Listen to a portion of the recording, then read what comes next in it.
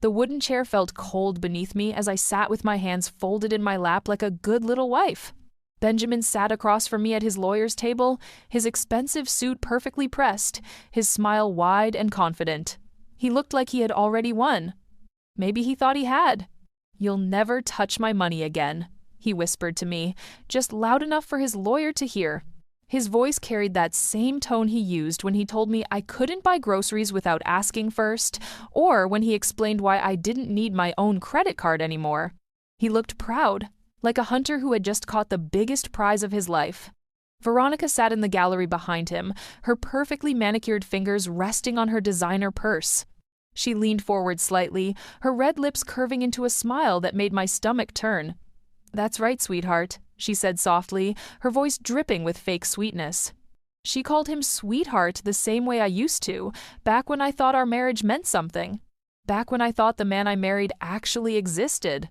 Dorothy, Benjamin's mother, sat beside Veronica like they were old friends planning a tea party. Her silver hair was pulled back in a tight bun, and her cold blue eyes looked at me like I was something dirty she had stepped in. She had never liked me, not from the day Benjamin brought me home 8 years ago. I wasn't good enough for her precious son, she always said. Not rich enough, not classy enough, not worthy of the Foster family name. "She doesn't deserve a cent," Dorothy said, her voice carrying across the quiet room. She smiled when she said it, the same smile she gave me every Christmas when she handed me a gift card to Target while giving Veronica expensive jewelry. Even before the affair, Dorothy had been planning my replacement. My lawyer, Mr. Peterson, sat beside me shuffling through papers. He looked nervous, like he knew we were about to lose everything. Benjamin's legal team had 3 lawyers, all from the most expensive firm in the city. They had briefcases full of documents showing how I had never worked, how I had no skills, how I deserved nothing more than basic support. They painted me as a gold digger who had trapped their poor, innocent client. Judge Hawkins, a woman in her 50s with sharp eyes and graying hair, had been listening to their arguments all morning. She had a reputation for being tough but fair. She didn't smile much, and she didn't seem impressed by expensive suits or fancy lawyers. But even she looked like she was ready to rule in Benjamin's favor. "Your Honor," Benjamin's lead lawyer said, standing up with a thick folder in his hands, "my client has been more than generous. Mrs. Foster has no work experience, no education beyond high school, and no assets of her own. She lived a comfortable life for 8 years without contributing anything to the household income. A modest monthly allowance is more than fair." I wanted to laugh. No work experience? I had managed Benjamin's entire social calendar, organized his business dinners, and handled all the household management that kept his life running smoothly. No education? I had a marketing degree that I never got to use because Benjamin convinced me I didn't need to work. No assets? That was because every time I tried to save money or start my own account, Benjamin found a reason why I couldn't.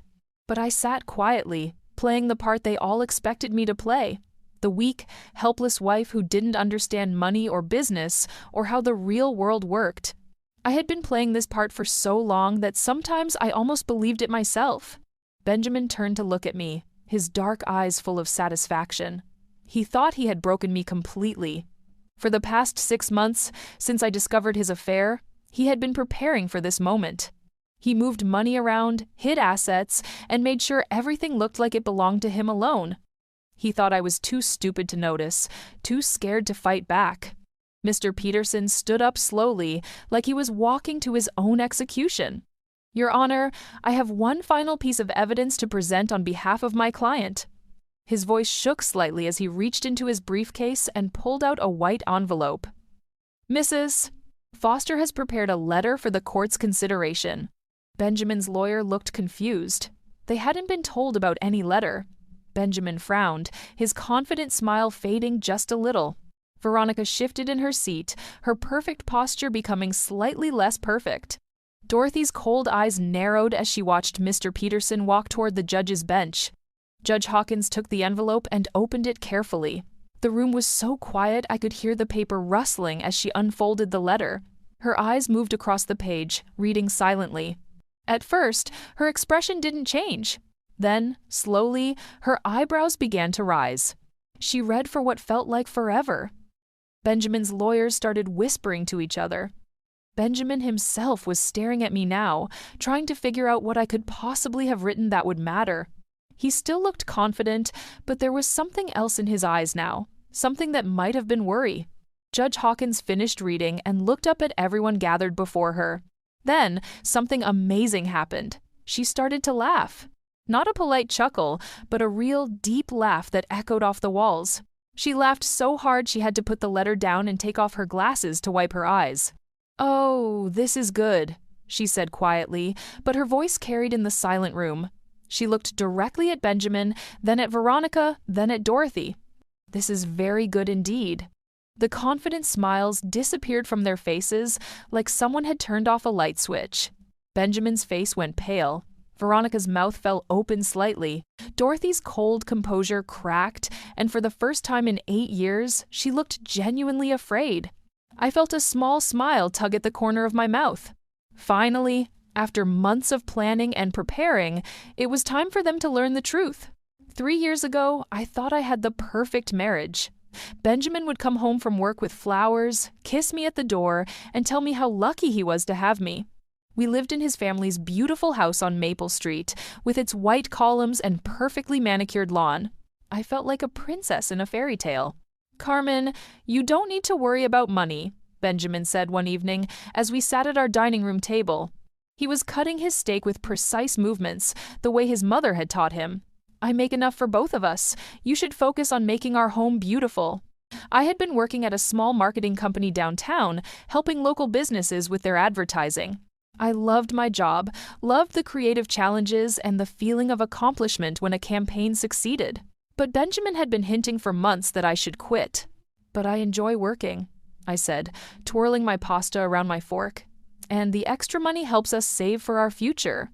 Benjamin set down his knife and looked at me with those dark eyes that used to make my heart skip. "Sweetheart, we don't need your little salary. It's barely enough to cover your gas and work clothes anyway. Wouldn't you rather spend your time making our home perfect? Maybe start planning for children?" The way he said, "little salary," made my cheeks burn. I made decent money, enough to pay for groceries and utilities. But when I looked around our expensive dining room, with its crystal chandelier and imported furniture, I felt small. Maybe he was right. Maybe my contribution didn't really matter. "I suppose I could take some time off," I said quietly.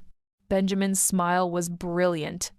"That's my smart girl. You'll be so much happier at home." Within a month, I had quit my job. Benjamin took over all our finances, saying it would be easier if everything came from one account. He gave me a credit card for household expenses and told me to let him know if I needed anything else. At first, it felt nice to be taken care of. I spent my days decorating our home, cooking elaborate meals, and organizing Benjamin's business dinners. But slowly, things began to change. The credit card had a low limit, and Benjamin questioned every purchase. When I bought new curtains for the living room, he asked why I hadn't consulted him first. When I spent $50 on groceries, he wanted to see every receipt. "Carmen, we need to be more careful with money," he said one evening, going through the credit card statement with a red pen.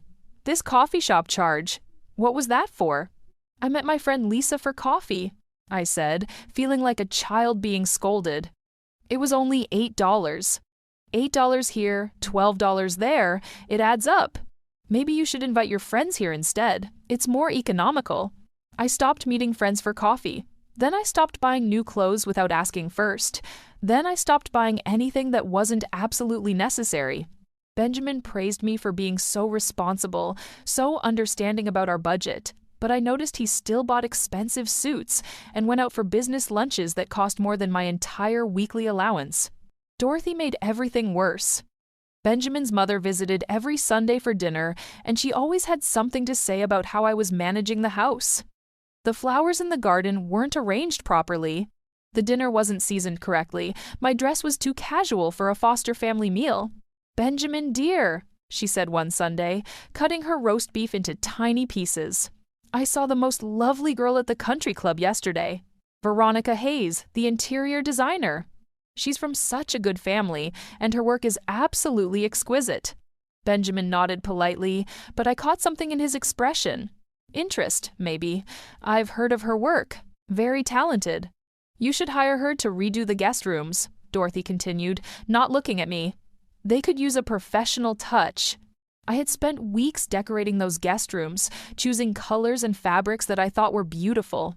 But sitting there listening to Dorothy, I felt like everything I did was wrong, amateur, not good enough for their family standards. That's a wonderful idea, Mother, Benjamin said. Carmen, what do you think? What could I say? That I wanted to keep the rooms I had worked so hard on? That hiring someone else felt like admitting I was a failure? Of course, I said with a smile that felt like plastic. Whatever you think is best.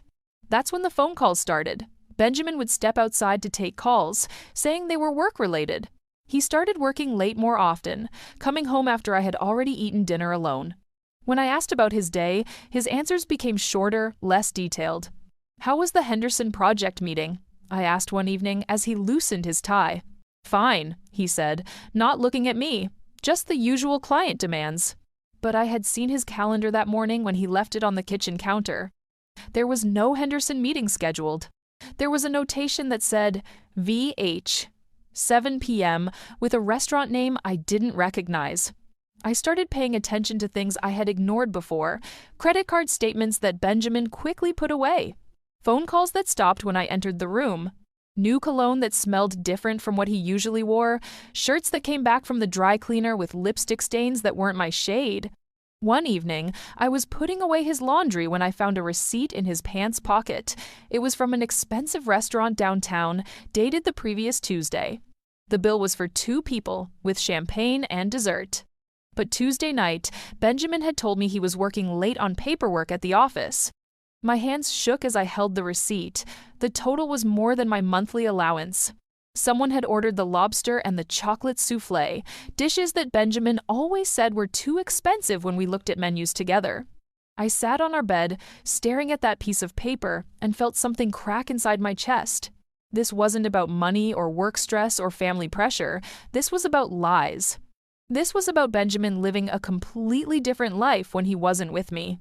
That night, when Benjamin came home smelling like perfume that wasn't mine, I didn't say anything. I smiled and asked about his day, and he told me about meetings that I now knew hadn't happened. I nodded and served him dinner and pretended everything was normal. But inside, I was already starting to plan. The next morning, I waited until Benjamin left for work before I got dressed. Instead of my usual routine of cleaning and organizing, I put on dark jeans and a baseball cap. I felt like a spy in a movie, except this was my real life falling apart. I drove to Benjamin's office building downtown and parked across the street where I could see the entrance. My heart pounded so hard I thought it might burst. What was I doing? Following my own husband like some crazy person? But I had to know the truth. At 11:30, Benjamin walked out of the building. He wasn't alone. A woman with long blonde hair and a red coat walked beside him. She was beautiful in a way that made my stomach hurt. Tall, elegant, with perfect posture and expensive clothes. Everything I wasn't. They got into Benjamin's car together, laughing about something. The woman put her hand on his arm as they talked, and Benjamin smiled at her the way he used to smile at me. I followed them through the city streets, staying far enough back that they wouldn't notice me. They went to Romano's, the fancy Italian restaurant where Benjamin had taken me for our anniversary 2 years ago. The same restaurant where he told me we couldn't afford to eat anymore because we needed to save money. I watched through the window as they sat at a corner table, holding hands across the white tablecloth. The woman had to be Veronica Hayes, the interior designer Dorothy had mentioned.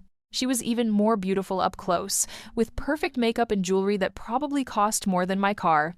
She touched Benjamin's face gently, and he caught her hand and kissed her palm. My chest felt like someone was squeezing it with both hands. I sat in my car for 2 hours, watching them eat and laugh and act like a couple in love. When they finally left, Benjamin walked her to a silver BMW parked nearby. He kissed her goodbye, not a quick peck, but a real kiss that lasted long enough to make me look away. That evening, Benjamin came home at his usual time with a story about a difficult client meeting. He complained about how boring his day had been, how he wished he could have spent it with me instead. I nodded and smiled and served him the dinner I had somehow managed to cook while my world was crashing down. "How was your day, sweetheart?" he asked, cutting his chicken like nothing had happened. "Quiet," I said.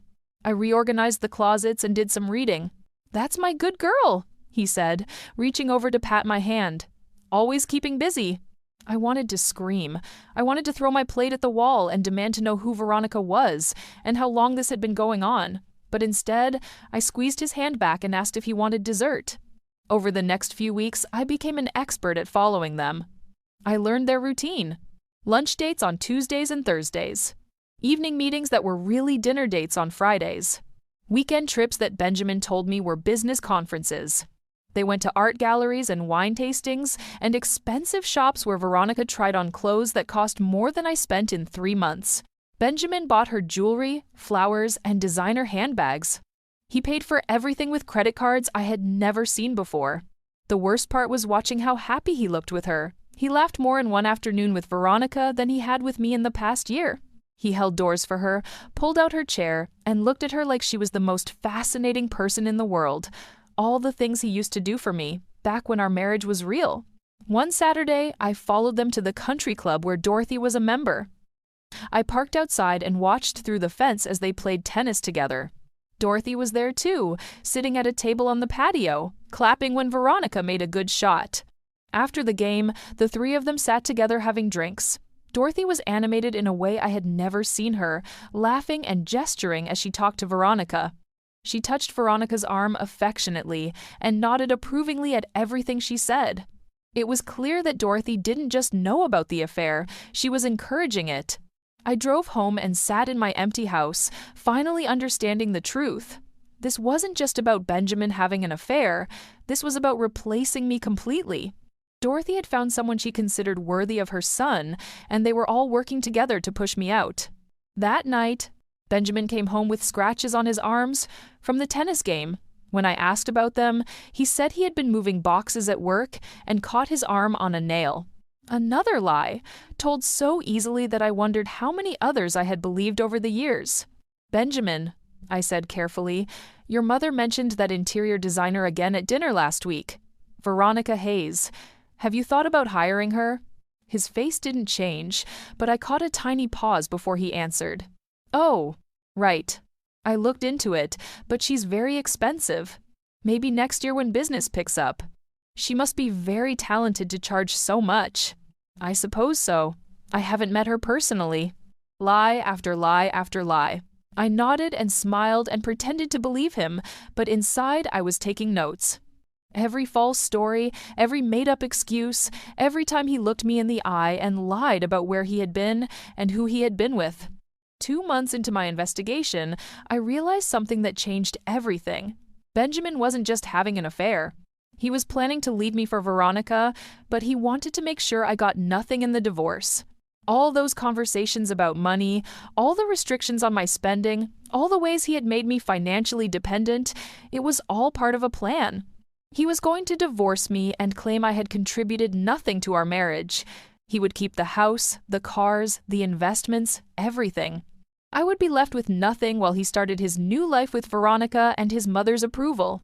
But Benjamin had made one crucial mistake. He thought I was too weak and too stupid to fight back. He had no idea that I was watching, learning, and planning my own strategy. As I sat in our bedroom that night, listening to him sleep peacefully beside me, I made a decision. If Benjamin wanted to play games with money and lies, I would learn to play them better than he ever could. The next morning, I waited until Benjamin left for his client meeting that I knew was really brunch with Veronica. Then I did something I had never done before. I went into his home office and started looking through his papers.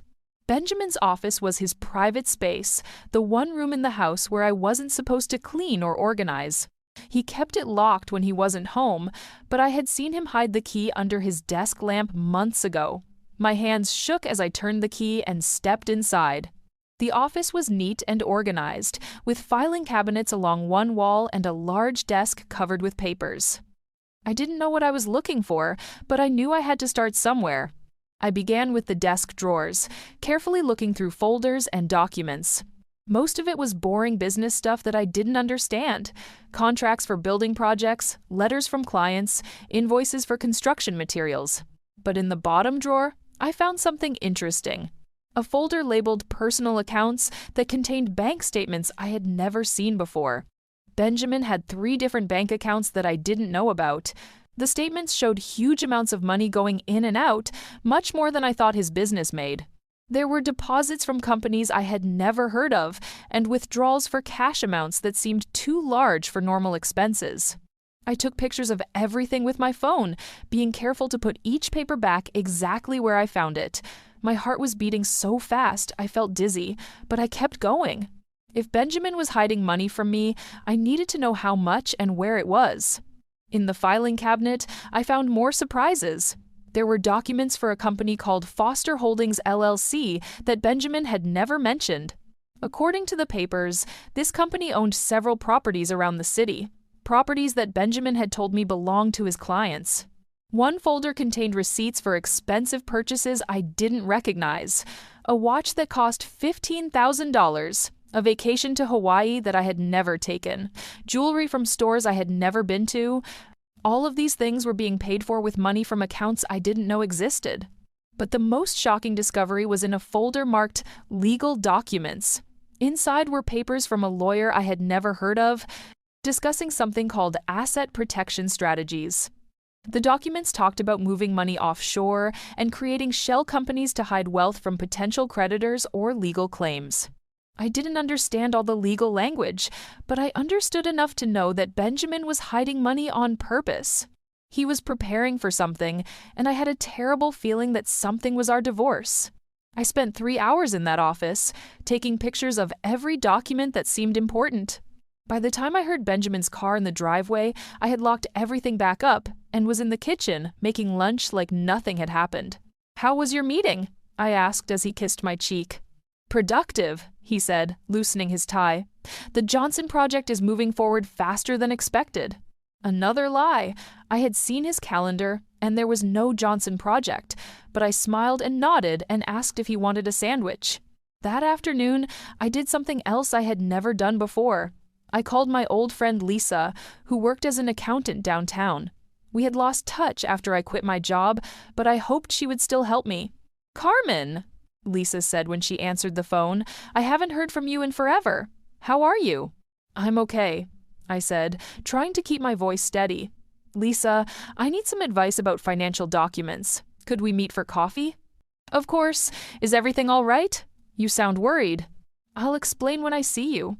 We met at a small cafe across town, far from anywhere Benjamin might go. Lisa looked the same as always, with her curly red hair and friendly smile. But when I showed her the pictures on my phone, her expression became serious. "Carmen, where did you get these documents?" she asked, scrolling through the images. "They're my husband's business papers. I found them in his office." Lisa was quiet for a long time, studying each picture carefully. Finally, she looked up at me with concern in her eyes. "Carmen, some of these transactions look very suspicious.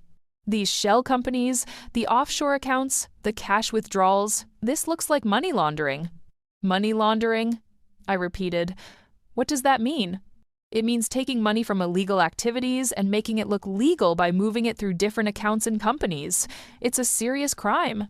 My stomach dropped. "Are you sure?" "I'm not a criminal investigator, but I've seen enough financial fraud cases to recognize the patterns." "Look at this," she said, pointing to one of the bank statements. "Your husband receives large cash deposits from companies that don't seem to exist. Then he moves that money through several different accounts before it ends up in offshore banks. That's classic money laundering behavior." I felt like the room was spinning. "What should I do?" "You need to talk to someone who specializes in financial crimes. I know a detective who works on these kinds of cases. His name is Antonio Rivera, and he's very good at his job. Would you like me to give you his number?" I nodded, unable to speak. Lisa wrote down the detective's information on a napkin and handed it to me. "Carmen, be very careful," she said, reaching across the table to squeeze my hand. "If your husband is involved in money laundering, he could be dangerous. Don't let him know that you've discovered anything." I drove home in a daze, the detective's phone number burning in my pocket. Benjamin was in his office when I got back, probably moving more illegal money around while I made dinner. I cooked and cleaned and acted normal, but inside I was terrified. That night, as Benjamin slept beside me, I stared at the ceiling and tried to process what I had learned. My husband wasn't just cheating on me and planning to leave me with nothing. He was a criminal who had been using our marriage as a cover for illegal activities. But for the first time in months, I felt something other than fear and sadness. I felt angry. Benjamin had lied to me about everything, stolen from me, and planned to destroy my life. But now I had information that could destroy his life instead. Tomorrow I would call Detective Rivera. Tomorrow I would start fighting back. The next morning, I waited until Benjamin left for work before I dialed Detective Rivera's number. My hands were shaking so badly I had to try 3 times before I got all the digits right. Detective Rivera, Financial Crimes Unit. A deep voice answered. "Hello," I said, my voice barely above a whisper. "My name is Carmen Foster. Lisa Martinez gave me your number. I think my husband might be doing something illegal with money." There was a pause. "Mrs. Foster, can you come to the station this afternoon? I'd like to discuss this in person." 2 hours later, I sat in a small office at the police station, facing a man in his 40s with kind eyes and graying hair. Detective Rivera had the pictures from my phone spread across his desk, studying them with a serious expression. "Mrs. Foster, how long has your husband been involved in these financial activities?" he asked. "I don't know," I admitted. "I just found these papers yesterday. I had no idea any of this existed." Detective Rivera nodded. "That's common in these cases. Spouses often have no knowledge of their partner's illegal activities." He pointed to one of the bank statements. "These transactions show a clear pattern of money laundering. Your husband is receiving large amounts of cash from questionable sources and moving it through multiple accounts to hide its origin." "What kind of questionable sources?" I asked. "Based on these amounts and patterns, probably drug money, illegal gambling, or other organized crime activities. Your husband's real estate business provides perfect cover for laundering dirty money through property purchases and sales." I felt sick. How long could he go to prison for this? Money laundering is a federal crime. Depending on the amounts involved, he could face 10 to 20 years in prison, plus massive fines and forfeiture of all assets purchased with illegal money. "All assets?" I repeated. "Everything. The house, cars, bank accounts, investments. If they were purchased with laundered money, the government will seize them." My mind was racing. If Benjamin went to prison and lost everything, what would happen to me? I would have nothing, just like he had planned. Except now it would be because he was a criminal, not because he had outsmarted me in divorce court. "Detective Rivera," I said slowly, "what if I helped you build a case against him? What if I could get more evidence?" He leaned back in his chair, studying my face. "Mrs. Foster, that would be very dangerous. If your husband suspected you were investigating him, he could become violent. These aren't the kind of people who handle betrayal well." "But I'm already in danger, aren't I? If he's involved with criminals, if he's planning to divorce me and leave me with nothing, I'm not safe anyway." Detective Rivera was quiet for a long moment. "What exactly are you proposing?" "I have access to his office, his computer, his files. I could copy more documents, record conversations, maybe even find out who he's working with. But I would need protection, and I would need guarantees about what happens to me when this is over." "What kind of guarantees?" "I want immunity from any charges related to his crimes. I want protection if he tries to hurt me. And I want to keep some of the assets that were purchased with legitimate money from his real estate business." Detective Rivera smiled for the first time since I had arrived. "Mrs. Foster, you're thinking like a prosecutor. Let me make some calls and see what we can arrange." 3 days later, I met with Detective Rivera and a federal prosecutor named Sarah Chen. They had prepared an official cooperation agreement that gave me everything I had asked for in exchange for my help building a case against Benjamin. "Mrs. Foster," Prosecutor Chen explained, "you'll be working as a confidential informant. We'll provide you with recording devices and teach you how to gather evidence safely. But you must understand the risks. If your husband discovers what you're doing, you could be in serious physical danger." "I understand," I said, signing the papers with a steady hand. "When do we start?" Over the next 2 months, I became a different person. During the day, I played the role of the obedient wife, cooking and cleaning and asking Benjamin about his day. But every moment he was out of the house, I was working. I installed tiny recording devices in his office and car. I copied files from his computer onto flash drives. I photographed every document I could find, building a complete picture of his illegal activities. The evidence was overwhelming. Benjamin was laundering money for a drug trafficking organization run by a man named Carlos Mendez. He would receive cash payments of $50,000 to $100,000, then use his real estate company to purchase properties with that money. Later, he would sell the properties and deposit the proceeds into legitimate bank accounts, making the drug money appear clean. But Benjamin had gotten greedy. Instead of just taking his percentage for laundering the money, he had been skimming extra cash for himself. He used this stolen money to fund his affair with Veronica, buying her expensive gifts and taking her on lavish trips. I recorded conversations where Benjamin bragged to his business partner about how easy it was to fool the authorities. I photographed meetings where he received briefcases full of cash from dangerous-looking men. I documented every transaction, every lie, every crime. The hardest part was pretending everything was normal when Benjamin came home each night. He would kiss me and tell me about his day, making up stories about legitimate business deals while I knew he had spent the afternoon with drug dealers and criminals. "You seem different lately," he said one evening as we ate dinner. "More confident, maybe. I like it." "I've been reading more," I said, which was true. I had been reading everything I could find about money laundering and financial crimes, learning new things. "That's wonderful, sweetheart. Knowledge is power." If only he knew how much knowledge I had gained and how I planned to use that power against him. By the end of 2 months, Detective Rivera told me we had enough evidence to arrest Benjamin and seize all his assets, but I asked for 1 more week. I wanted to be in that divorce court when Benjamin thought he had won everything. I wanted to see his face when he realized that his perfect plan had been destroyed by the wife he thought was too stupid to fight back. The trap was set. Now all I had to do was wait for Benjamin to walk into it. The divorce proceedings began on a cold Tuesday morning in November. I sat in the hallway outside the courtroom, wearing a simple black dress that made me look smaller and more helpless than I felt. Benjamin arrived with his team of expensive lawyers, all of them carrying thick briefcases and wearing confident smiles. "Good morning, Carmen," Benjamin said, his voice dripping with fake concern. "I hope we can get through this quickly and amicably." I nodded meekly, playing my part perfectly. "I just want what's fair, Benjamin." He patted my shoulder like I was a child. "Of course you do, sweetheart. Don't worry, I'll make sure you're taken care of." Veronica arrived a few minutes later, wearing a stunning blue suit that probably cost more than I used to make in a month. She sat in the gallery behind Benjamin, her presence a clear message about who would be taking my place. Dorothy sat beside her, the two of them whispering and smiling like old friends planning a celebration. When we entered the courtroom, Benjamin's lead lawyer, Mr. Harrison, immediately took control.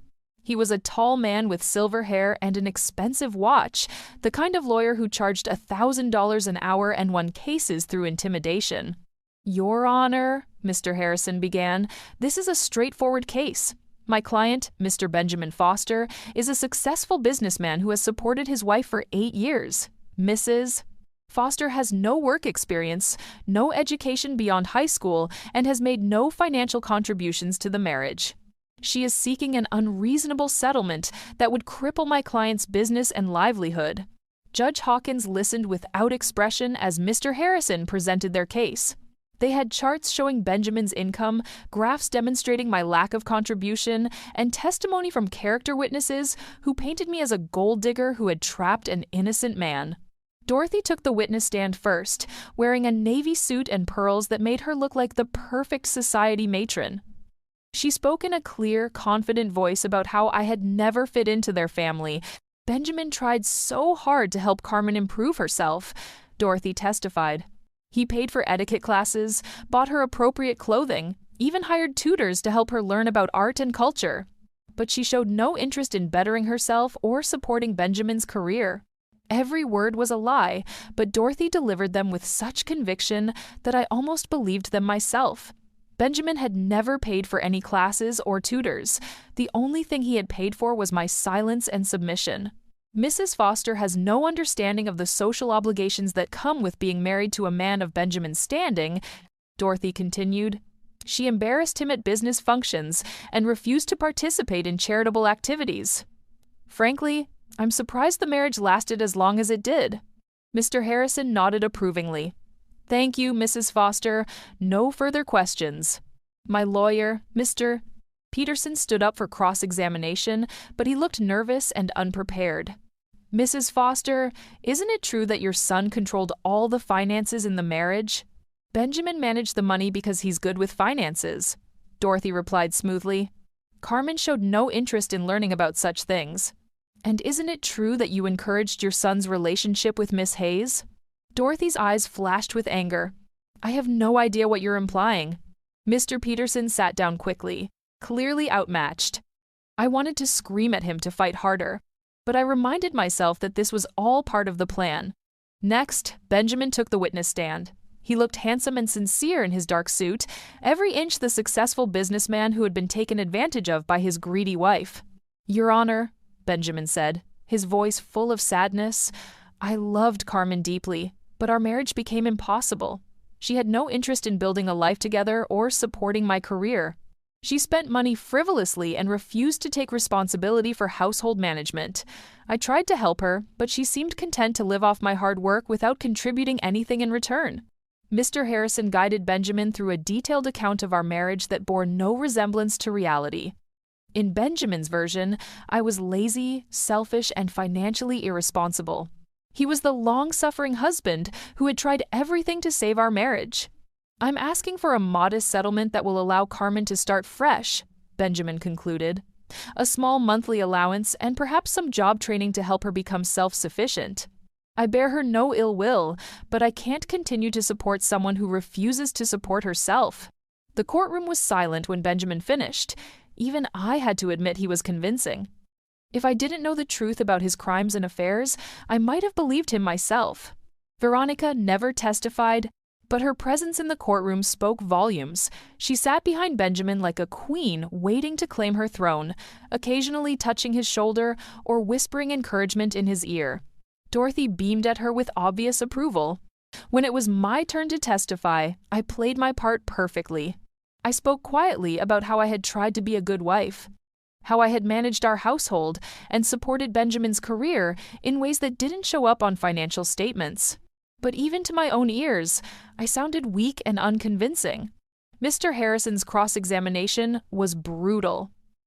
He made me admit that I had no income, no savings, and no job skills. He questioned every expense I had made, every decision I had taken, until I felt like a criminal on trial for the crime of being financially dependent. By the end of the day, it was clear that Benjamin had won. His lawyers were smiling, Veronica was practically glowing, and Dorothy looked like she was already planning the wedding reception. But I wasn't worried. Tomorrow, Judge Hawkins would read my letter, and everything would change.